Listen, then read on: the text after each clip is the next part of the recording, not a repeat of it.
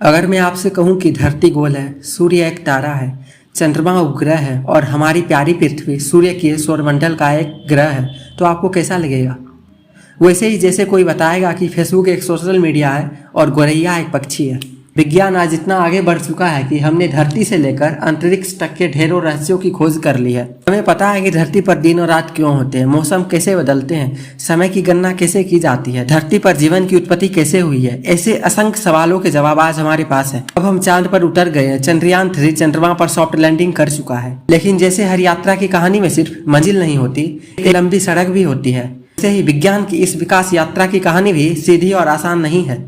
एक समय ऐसा भी था जब सिर्फ ये कहने के लिए कि पृथ्वी गोल है, कुछ लोगों को मौत की सजा सुना दी गई। इसी साल जुलाई में कैथोलिक चर्च ने पूरी दुनिया से उन ऐतिहासिक अपराधों के लिए माफी मांगी के खून से धर्म और चर्च के हाथ रंगे थे। एक बार उस इतिहास से भी रूबरू हो जो वैज्ञानिकों की दर्दनाक कहानियों का गवाह रहा है।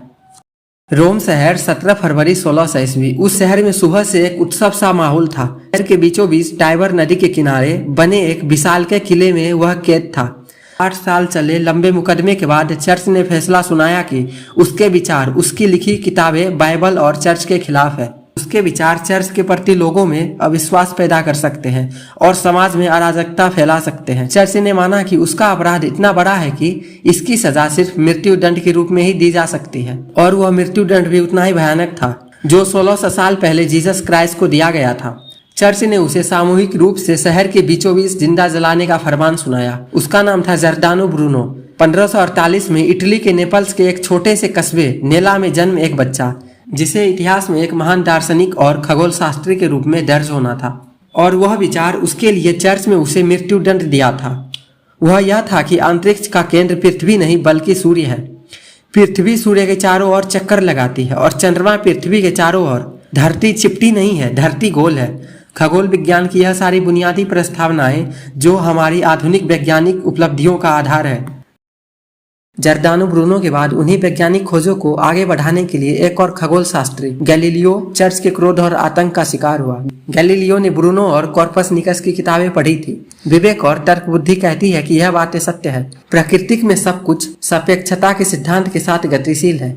इसे ऐसे समझते हैं कि हर एक बात दूसरी बात को प्रभावित कर रही है। ग्रहों की गति समय को, समय मौसम को, मौसम धरती को, धरती जीवन को, जीवन आसपास मौजूद सारी गतियों को। एक हिस्से में हुई मामूली सी हरकत भी बाकी हिस्सों की दिशा और प्रभाव को बदल सकती है। गैलीलियो ने कहा कि ईश्वर की भाषा गणित है, क्योंकि गणित में हर एक जोड़ घटक गुना भाग आखिरी नतीजे को बदल देता है।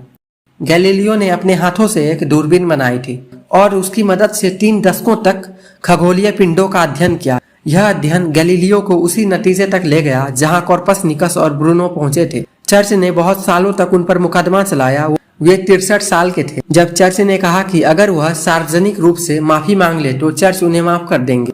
कई सालों तक जेल में भीषण यातनाएं झेलने के बाद गैलीलियो में ताकत नहीं बची थी। उन्होंने माफी मांगने का फैसला किया। चर्च ने गैलीलियो को पूरी स्क्रिप्ट दी थी कि उन्हें सार्वजनिक रूप में क्या कहना है। यह कि उसके वैज्ञानिक सिद्धांत गलत है, पृथ्वी ही अंतरिक्ष का केंद्र है, बाइबल में जो कुछ लिखा है वो सही है और वो शर्मिंदा है अपने हर सिद्धांत के लिए। गैलीलियो ने माफी मांग ली, लेकिन चर्च ने उन्हें तब भी नहीं छोड़ा। उनकी बाकी जिंदगी जेल में ही गुजरी। जाते हुए बस एक आखिरी जिक्र हैपेसिया का। कॉर्पसनिकस से भी 1200 साल पहले सन 350 में अलेक्जेंड्रिया में जन्मी दुनिया की पहली महिला दार्शनिक और खगोल शास्त्री, गणितज्ञ पिता की बेटी हैपेसिया ने भी कहा कि अंतरिक्ष का केंद्र पृथ्वी नहीं सीढ़ी है। अलेक्जेंड्रिया, जो एक समय अपने ज्ञान, संस्कृति, विरासत और दुनिया की सबसे बड़ी लाइब्रेरी के लिए जाना जाता था, एक दिन वहां जुलूस सीजर आया और रोमन कैथोलिक चर्च भी। लाइब्रेरी जला दी गई, हैपेसिया मार डाली गई, विरासत नष्ट कर दी गई। लेकिन ज्ञान तो उस फिनिक्स परिंदे की तरह होता है जो मरकर भी बार बार जन्म लेता है। जिन्हें एक वक्त जलाया गया, मारा गया, यातनाएं दी गई, आज उन्हीं के मेमोरियल बने हैं। उनकी कुर्बानियों की याद में, उनकी प्रतिभा के सम्मान में किताबें लिखी गई है। उनका नाम और उनका काम आज हजारों साल बाद भी जिंदा है। कैसा लगता है साल 2023 में बैठकर इन कहानियों से गुजरना?